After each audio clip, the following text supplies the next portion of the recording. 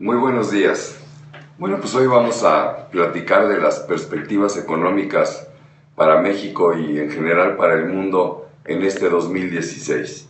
Sin embargo, antes de entrarle de lleno al tema, sí quisiera mencionar que hay tres elementos, tres factores que van a ser determinantes para qué es lo que sucede en este año. Son tres factores que están afectando los mercados, el crecimiento económico, la actitud de los inversionistas, etc. ¿Cuáles son estos tres factores? Primero, el tema de la tasa de interés. Todos sabemos que Estados Unidos, después de 7 años, subió la tasa de interés en diciembre del año pasado, 1/4 de punto. Sin embargo, esta es la primera de muchas subidas que tendrá que sufrir esa tasa de interés. Estaba en 0 a 0.25, la subieron de 0.25 a 0.5, sin embargo en el paso del tiempo va a tener que llegar al 3%, que es la tasa neutral, es decir, una tasa que no motive la actividad económica, pero que tampoco la inhiba. Sin embargo, para llegar a ese 3%, en nuestra visión, pues van a pasar varios años. Este año lo que nosotros creemos es que va a subir medio punto la tasa, del 0.25 al 5 que está hoy, bueno, pues va a subir al 0.75 al 1%. Y la conclusión es que simplemente viendo el precio de la tasa, 1% sigue siendo muy atractivo para pedir prestado, muy atractivo para hacer negocios, muy atractivo para que la economía se siga desarrollando en forma adecuada. En resumen, no le debemos de tener miedo al incremento de la tasa de interés en Estados Unidos porque no será lo suficientemente importante para inhibir el crecimiento que ha empezado a tener la primera economía del mundo. Evidentemente, por ser este el país más importante del mundo, su crecimiento en la tasa tiene que afectar a muchos de los países de la zona, por ejemplo México. México va a tener que subir sus tasas por lo menos lo mismo que lo haga la Reserva Federal, y también es posible que lo hagamos un poco más simplemente para defender el tipo de cambio, que es una de las preocupaciones que tiene el gobierno, porque hemos tenido una devaluación en 18 meses de cerca del 40%, en lo que va del año nada más llevamos 6% de devaluación, y esto preocupa porque eventualmente los precios de los productos importados se van a traspasar a los precios finales y esto pudiera afectar nuestra inflación. Pero por eso digo, México va a subir la tasa de interés cuando menos lo mismo que la norteamericana y eventualmente pudiéramos ver alguna alza ligeramente mayor. Sin embargo, aquí no hay malas noticias. Ayer hubo reunión de la Reserva Federal, la señora Yellen no dijo que iba a cambiar nada y los mercados están apostando a que el crecimiento será de medio punto exclusivamente.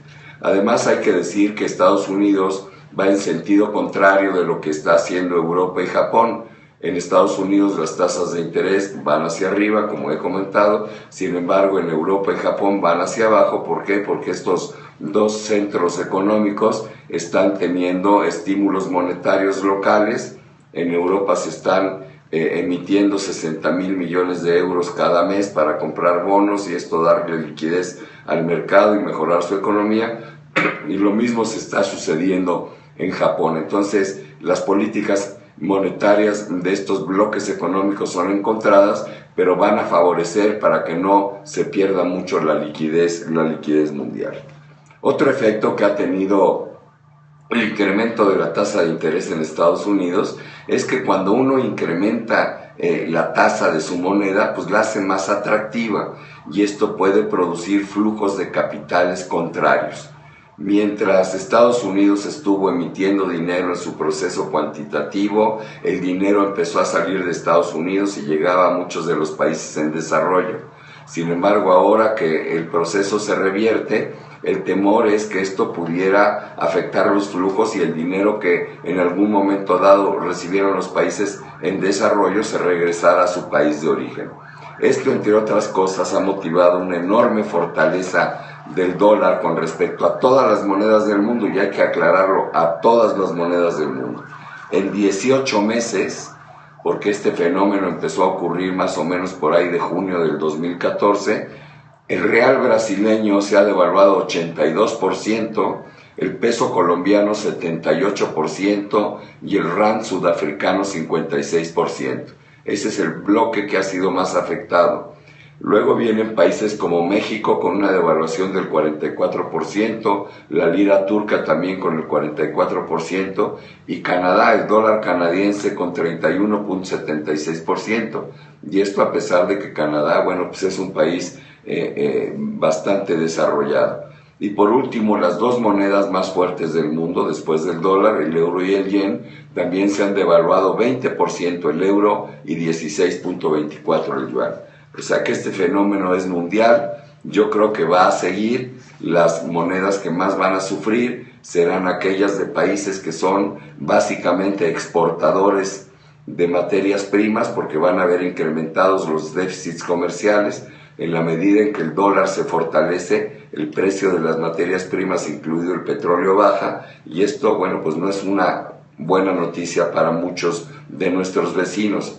México creo que la libra bastante bien en este tema porque somos una potencia exportadora de manufacturas. Nosotros ya prácticamente no exportamos materias primas, la única es un poquito de petróleo, y subrayo un poquito porque en el neto estamos exportando 300,000 barriles diarios y no el 1.100.000 que nos platican, porque también importamos el equivalente de 880,000 millones diarios en gasolinas.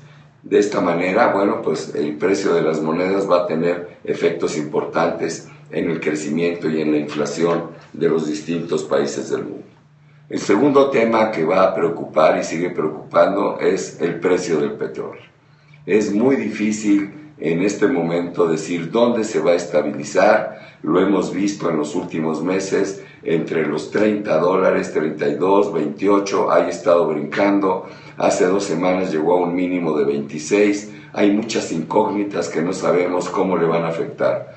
Lo que más preocupa es que, bueno, Irán se incorpora al mercado exportador una vez que le retiraron las sanciones económicas en Occidente, y creemos que este año va a empezar a bombear entre 300 y 500,000 barriles diarios de petróleo. Esta es muy mala noticia para el precio del petróleo porque es echarle gasolina a la hoguera, ¿no? Si ya de por sí hay una sobreproducción, con Irán entrando al mercado de exportación, las cosas no se ven bien. Pero por el otro lado, es muy probable que en algún momento dado del 2016, los productores caros, por ejemplo, de petróleo Shell en los Estados Unidos, que tienen costos de producción de entre 55 y 65 dólares por barril, pues tengan que dejar de producir simplemente porque las cuentas ya no salen y se les está acabando el capital de trabajo.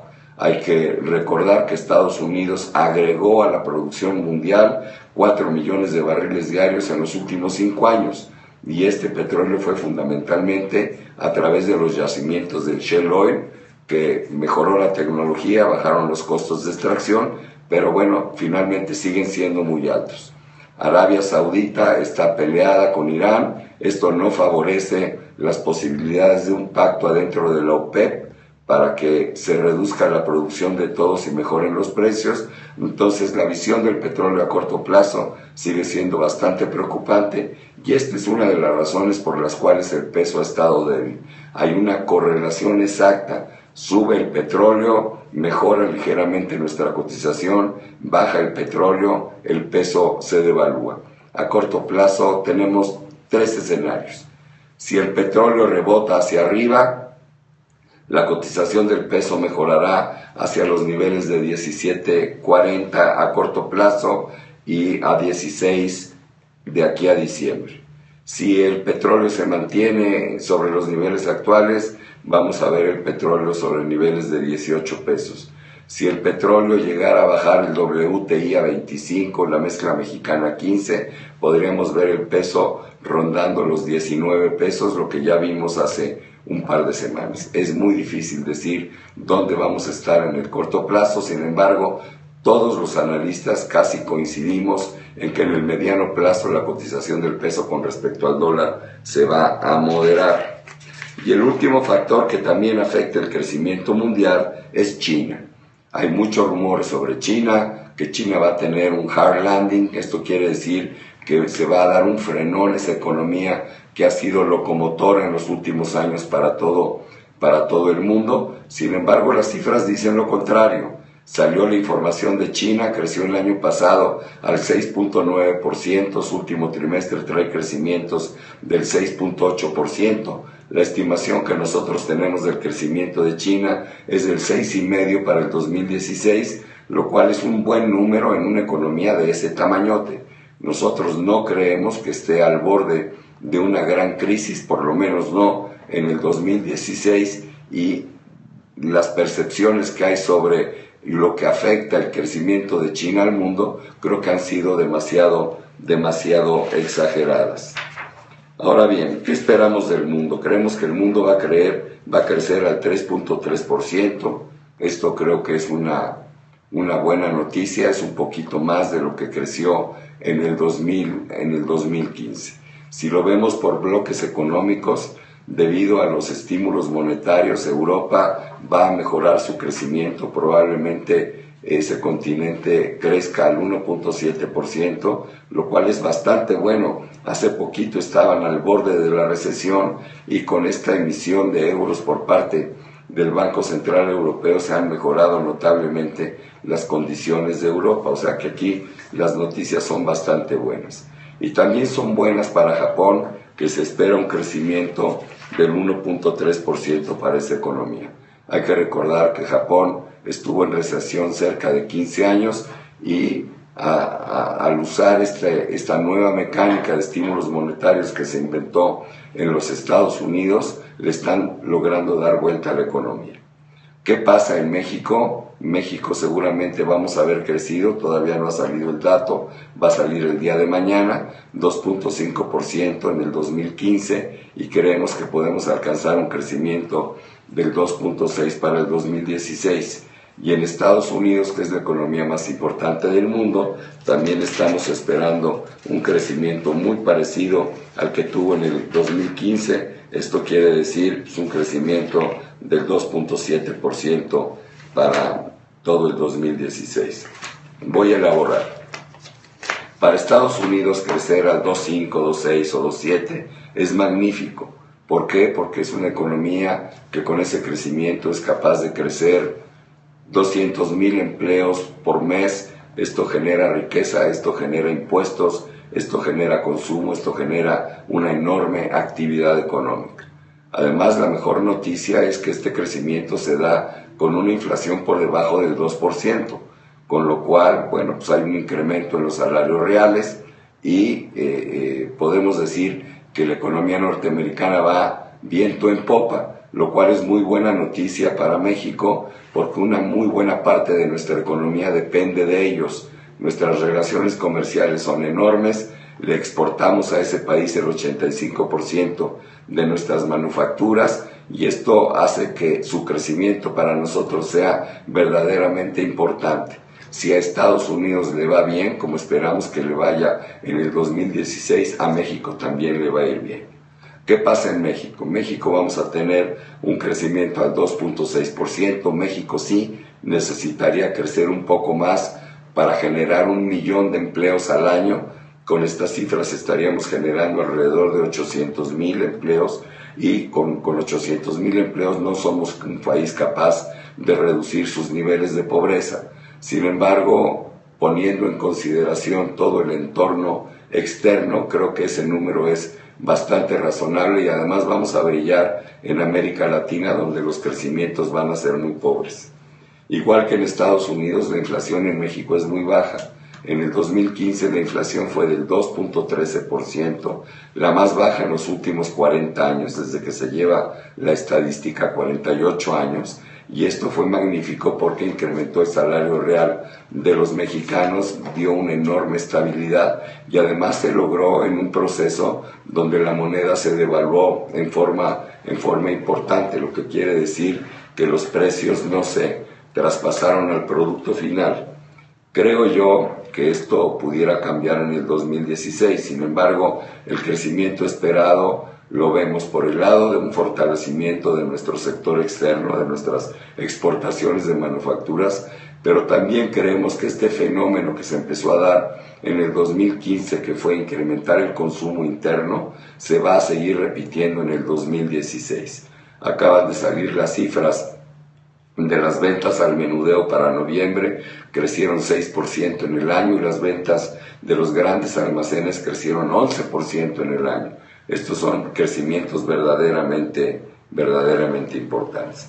Voy a así las cosas. Bueno, nosotros vemos un año difícil, pero somos moderadamente optimistas en el sentido de que ni México ni el mundo va a entrar en una recesión, y creo que lo que sí hay enfrente de nosotros es un montón de oportunidades.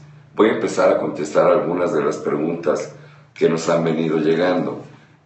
¿Es buen momento para invertir en dólares? Como dije, yo creo que no. Yo el peso creo que está subvaluado.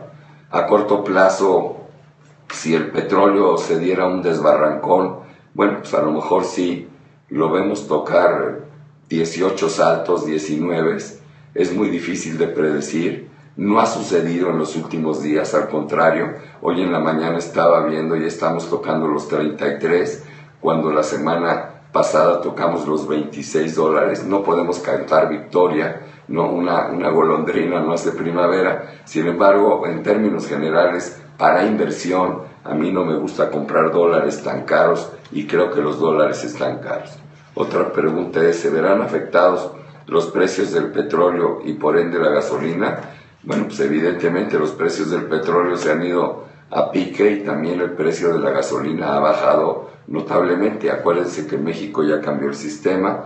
Ahora vamos a pagar el precio internacional más un impuesto al valor del 30%, con lo cual, bueno, pues no es buena noticia, porque a través del impuesto se nos encarece la gasolina. Sin embargo, ya vimos que en enero la gasolina bajó con respecto al precio del año pasado. Dice, cuando el tipo de cambio se modere, ¿en cuánto calculan que podremos comprar dólares? Bueno, pues ya lo dije. Si el petróleo mejora, yo creo que en la segunda parte del año podremos estar comprando dólares a niveles de 16.40 y no de 18.40, que es el precio actual. ¿Subirán las tasas de interés para créditos hipotecarios? Sí van a subir. Como dije, Estados Unidos va a subir sus tasas medio punto a lo largo del año. México, cuando menos, va a tener que hacer lo mismo, y de esta manera va a tener que repercutir en el costo de las hipotecas la tasa de interés. Aquí mi consejo, porque siguen siendo tasas todavía muy baratas, también las mexicanas, lo que yo le recomiendo a la gente que quiera pedir hipotecas es que trate de negociar tasas fijas a largo plazo en lugar de tasas variables, porque el incremento de las tasas de interés lo vamos a tener en el 16, en el 17 y en el 2018. ¿Seguirá subiendo el dólar? Bueno, pues ya les platiqué, va a depender de cuál sea el precio del petróleo, ¿no? Estas son básicamente todas las preguntas que he recibido. Quisiera dejar un mensaje final. El mundo no se va a acabar, el mundo no está en una horrible recesión. Tuvimos un comienzo del año desde el punto de vista de los mercados muy malo, el peor en la historia. Las bolsas han bajado cerca de 10% en términos generales, la mexicana, las norteamericanas, la europea, la japonesa. La bolsa en China ha bajado cerca de 22%.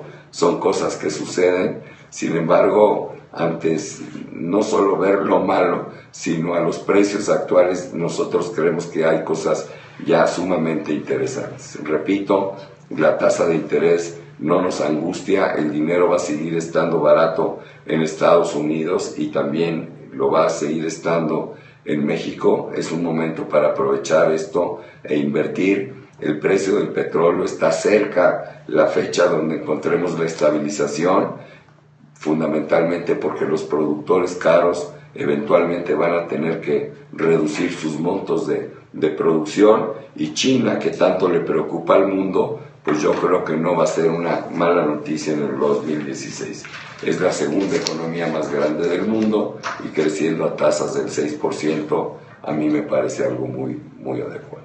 Muchísimas gracias por por estar con nosotros.